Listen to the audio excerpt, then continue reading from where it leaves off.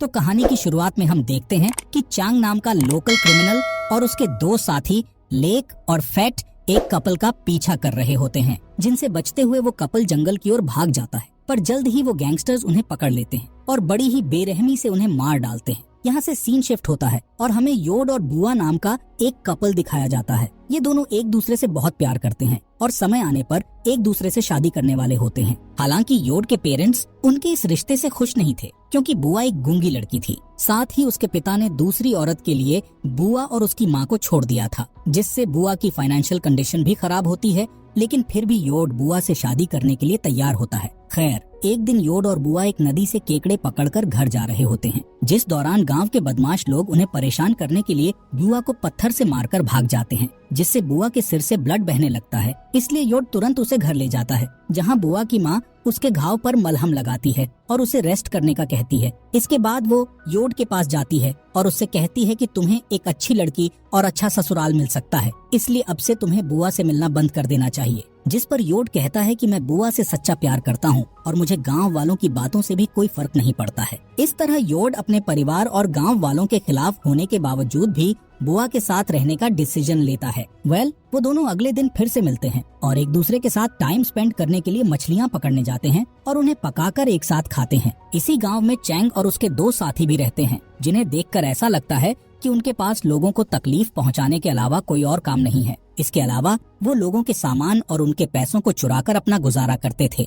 Chang की एक पत्नी भी है, जो अक्सर चैंग को उसके बिहेवियर के लिए डांटती रहती है, लेकिन चैंग उस पर ध्यान नहीं देता था। एक दिन जब योड और बुआ मछलियाँ पकड़कर घर जा रहे होते हैं, तब चांग और उसके दोनों साथी उनके सामने आ जाते हैं और उनसे मछली से भरी बाल्टी छीनने लगते हैं। यहाँ चैंग बुआ को भी परेशान करता है, जिससे योड उसे बचाने की कोशिश करने लगता है, लेकिन वो सभी आसानी से उस पर हावी हो जाते हैं। तभी चांग की पत्नी वहाँ आ जाती है, जो चांग और उसके साथियों से योड और बुआ को बचा लेती है। शाम को जब योड अपने घर जाता है, तब उसके पिता हमेशा की तरह उसे बैंकॉक जाकर नौकरी करने का कहते हैं। असल में उनका मानना था कि पैसे कमाने के लिए योड का बैंकॉक जाना बहुत जरूरी है, लेकिन योड का कहना था कि वो शहर में रहने की बजाय गांव की शांति में रहना पसंद करता है। अगली सुबह हम एक बौने चोर को देखते हैं, जो एक दुकान से केले चुराकर भाग जाता है। इसी दौरान बुआ भी केले लेकर उस दुकान के पास से गुजर रही होती है, जिससे दुकानदार बुआ को चोर समझकर उसे बुरा भला कहने लगता है। बेचारी बुआ गूंगी होने के कारण अपनी बेगुनाही साबित नहीं कर पाती और रोने लगती है। इसी दिन योड की माँ बुआ की माँ से मिलने आती है और उससे कहती है कि मैं एक गूंगी लड़की से अपने बेटे की शादी नहीं कराऊंगी,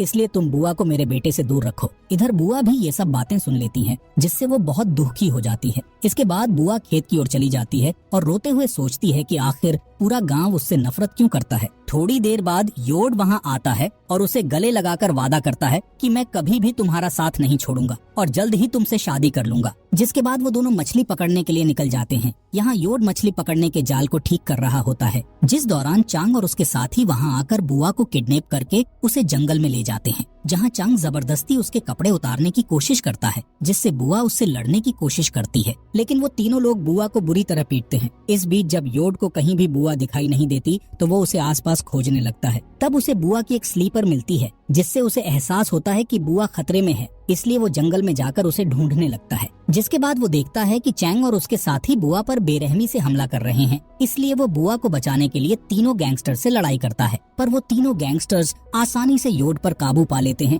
और उसे मार मार कर घायल कर देते हैं। इसके बाद चांग बुआ के साथ जबरदस्ती करता है और फिर वो गैंगस्टर्स उन दोनों को मारकर जंगल में कहीं दफना देते हैं। रात होने पर जब बुआ घर नहीं लौटती, तब उसकी माँ को उसकी बहुत फिक्र होती है, इसलिए वो अगली सुबह योड के परिवार से मिलने जाती है, जहाँ उसे पता चलता है कि रात से योड भी घर पर नहीं लौटा है। इस बात से परेशान योड और बुआ के पेरेंट्स अपने बच्चों की तलाश में निकल जाते हैं। जब वो खेत में पहुँचते हैं, तो उन्हें वहाँ योड और बुआ का सामान दिखाई देता है, जिससे उन्हें अपने बच्चों की और भी ज्यादा फिक्र होने लगती है। यहाँ उन्हें एक आदमी मिलता है, जो बताता है कि चांग और उसके साथी कुछ दिनों से योड और बुआ का पीछा कर रहे थे। ये जानकर वो तीनों सीधे चांग के घर जाते हैं, जहाँ चांग उन्हें धमकी देकर भगा देता है। इसके बाद वो तीनों दुखी होकर पुलिस स्टेशन में मिसिंग रिपोर्ट कराते हैं और पुलिस को बताते हैं कि उन्हें चांग और उसके लोगों पर शक है कि उन्होंने उनके बच्चों के साथ कुछ गलत किया है। जिस पर ऑफिसर कहता है कि अभी उनके पास चांग के खिलाफ कोई सबूत नहीं है, इसलिए वो कोई एक्शन नहीं ले सकते। इसके अलावा ऑफिसर कहता है कि शायद दोनों बच्चे अपनी नई जिंदगी शुरू करने के लिए शहर भाग गए होंगे।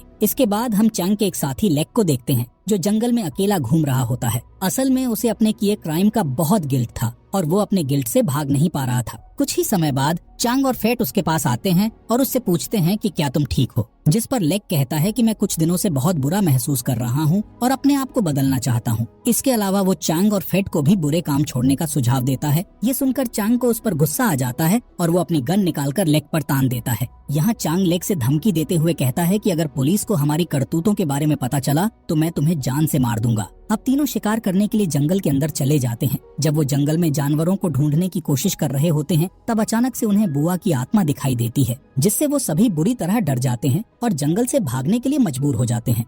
रात में वो तीनों गैंगस्टर्स कुछ लड़कियों के साथ ड्रिंक करते हुए एंजॉय कर रहे होते हैं, जिस दौरान लेक वॉशरूम का कहकर बाहर आ जाता है। जब वो बाहर होता है तब उसे जमीन पर एक सफेद कपड़े पहने हुए लड़की दिखाई देती है, इसलिए लेक धीरे धीरे उसके पास आता है और उसे पलटकर देखने की कोशिश करता है। जब वो उस लड़की को पलटता है तब उसे पता चलता है कि वो लड़की कोई और नहीं बल्कि बुआ है। बुआ को देखकर लेक बहुत डर जाता है, इसलिए वो तुरंत अपने दोस्तों के पास भागता है। खैर, वो तीनों पार्टी खत्म करने के बाद अपने अपने घरों में लौट जाते हैं, लेकिन उन सभी को बुआ का बहुत डर था। खासकर लेक को ज्यादा डर लग रहा होता है। जब वो अपने बेड पर जाता है तब उसे बार बार बुआ दिखाई देती है, जो कि उस पर हमला कर रही होती है। इस बात से परेशान होकर लेक को पूरी रात नींद नहीं आती। अगली सुबह लेक फेट से मिलता है और उससे बात करते हुए उसे अपने कल रात वाले डरावने इंसिडेंट के बारे में बताता है, जिससे फेट हैरान हो जाता है और बताता है कि मुझे भी इस तरह के डरावने विजन्स आ रहे हैं। यहाँ लेक फेट को गांव छोड़कर शहर में नौकरी ढूंढने का कहता है ताकि वो इस मुसीबत से दूर जा सकें।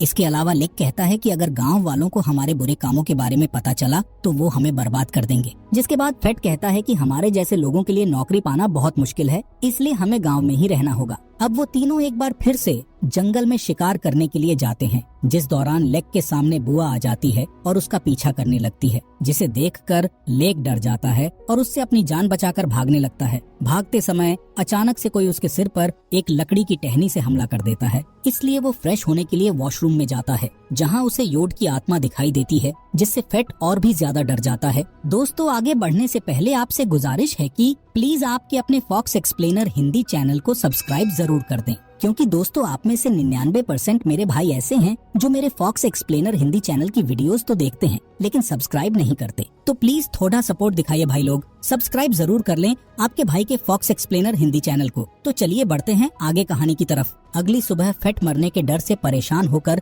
मंदिर में जाता है, जहां वो अपनी जान बचाने के लिए भगवान से प्रार्थना करता है। इसके बाद वो चैंग से मिलता है, उसे बताता है कि मैं गांव वालों के सामने अपने गुनाहों को कबूल करने वाला हूँ। इस बात पर चांग को बहुत गुस्सा आता है और वो फेट के चेहरे पर मुक्का मारकर उसे चुप रहने का आदेश देता है। लेकिन फेट अब और चुप रहना नहीं चाहता था, इसलिए वो जिद करने लगता है कि वो गांव वालों को सब कुछ बता देगा। इस बात पर चांग उसे बेरहमी से पीटने लगता है और जान से मारने की धमकी भी देता है, इसलिए फेट उससे डरकर शांत हो जाता है। इसी रात चांग को भी एक डरावना सपना आता है, जिसमें चांग को योड और बुआ की आत्मा ने बेड से बांध दिया होता है और वो दोनों आत्मा उसे परेशान कर रही होती है। साथ ही वो एक कुल्हाड़ी लेकर चांग के पास आ रहे होते हैं। अगले दिन हम फेट को देखते हैं, जो पास की ही एक नदी में मछली पकड़ रहा होता है, जिस दौरान उसे एक डरावनी आवाज सुनाई देती है, जिससे वो बहुत घबरा जाता है और चारों ओर देखने लगता है, पर उसे वहाँ कोई भी नजर नहीं आता है। तभी अचानक उसे पानी में किसी चीज के गिरने की आवाज सुनाई देती है, जिससे वो और भी ज्यादा घबरा जाता है। अब डरते हुए वो जंगल से भागने की कोशिश करता है,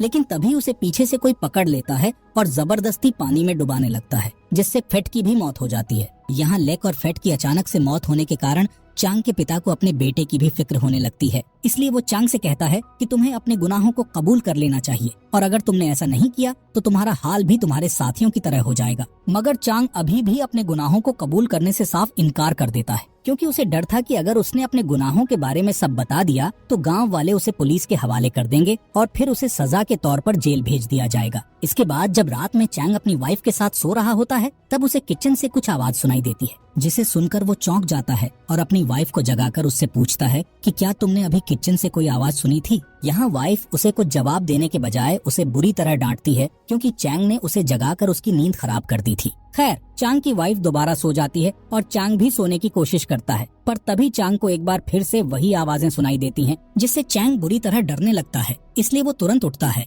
और लाइट ऑन करने के लिए जाता है, जहां उसे पता चलता है कि उसके घर की ट्यूब लाइट खराब हो गई है। अब क्योंकि चांग को अंधेरे से डर लग रहा था, इसीलिए वो मोमबत्ती जलाने का सोचता है, पर जब वो मोमबत्ती जलाता है तब तब मोमबत्ती अपने आप ही बुझ जाती है। जिसके बाद चंग दोबारा उस मोमबत्ती को जलाता है और जैसे ही वो पीछे मुड़ता है तो उसके सामने बुआ की आत्मा आ जाती है, जिससे चंग बुरी तरह डर जाता है। पर किसी तरह वो एक चाकू उठाता है और बुआ के ऊपर बार बार अटैक करने लगता है, जिस दौरान उसे एहसास होता है कि उसने चाकू से बुआ पर नहीं बल्कि अपनी वाइफ पर हमला किया था और इस हमले से उसकी वाइफ की मौत भी हो गई है। यहाँ चैंग को विश्वास नहीं हो रहा था कि उसने अपनी ही वाइफ को मार दिया है। जिसके बाद चंग एक बच्चे की तरह रोने लगता है। तब उसके पीछे से एक अनजान इंसान आता है और उस पर हमला करके उसे बेहोश कर देता है। थोड़ी देर बाद जब चंग को होश आता है तो वो खुद बंधा हुआ पाता है। तभी वहाँ योड और बुआ आते हैं जो कि अभी भी जिंदा थे। चांग उन दोनों को जिंदा देखकर बहुत हैरान हो जाता है। यहाँ योड और बुआ रिवील करते हैं कि चांग और उसके साथियों ने उन दोनों को जिंदा दफनाया था। साथ ही जब वो तीनों उन्हें दफनाकर चले गए थे